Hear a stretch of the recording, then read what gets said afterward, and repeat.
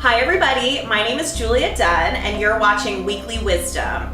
This is our webcast straight from Olivia's house where we'll be asking our current program, including kids, parents, and even companions, to answer questions for us every week.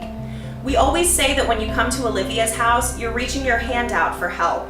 But this webcast gives our families a chance to reach back and help the families who are a little further behind them in the process.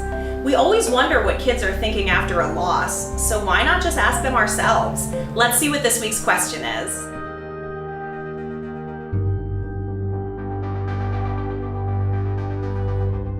One interesting thing that I learned about during the funeral home field trip was that in some cemeteries there is a section just for Jewish people because they have like this special type of grass or like land that they need, that they want for their religion. What was interesting was when there were so many caskets. So one of the most interesting things I've learned from the funeral home was that, his name's Al, right? Mm-hmm. Well, he created the setup for the 24 caskets, like how it's the 1/8 and like how it's used all across the country. That we learned you could donate organs.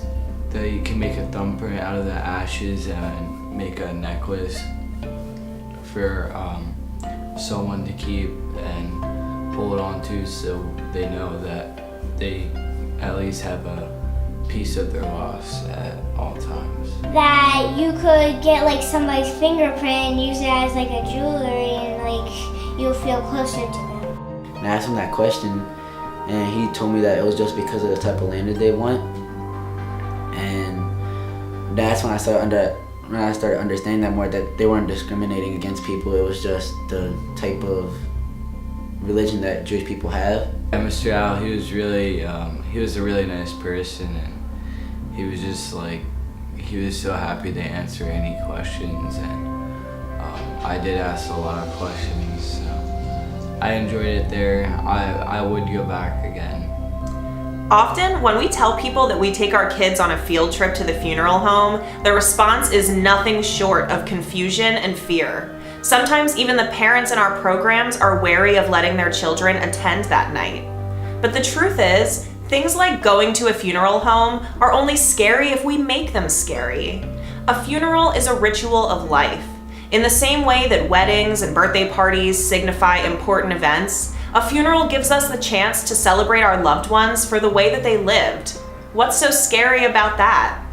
Today you were able to hear straight from the mouths of our program participants just what this field trip meant to them. They were able to ask whatever questions they wanted, and not only did they learn interesting facts, but they want to go back. This speaks volumes about the strength of our youth, and it serves as a reminder that education is the key to healing. Thank you, Mr. Al, for another great field trip. I'm Julia Dunn. This has been Weekly Wisdom. Tune in next week for even more insight.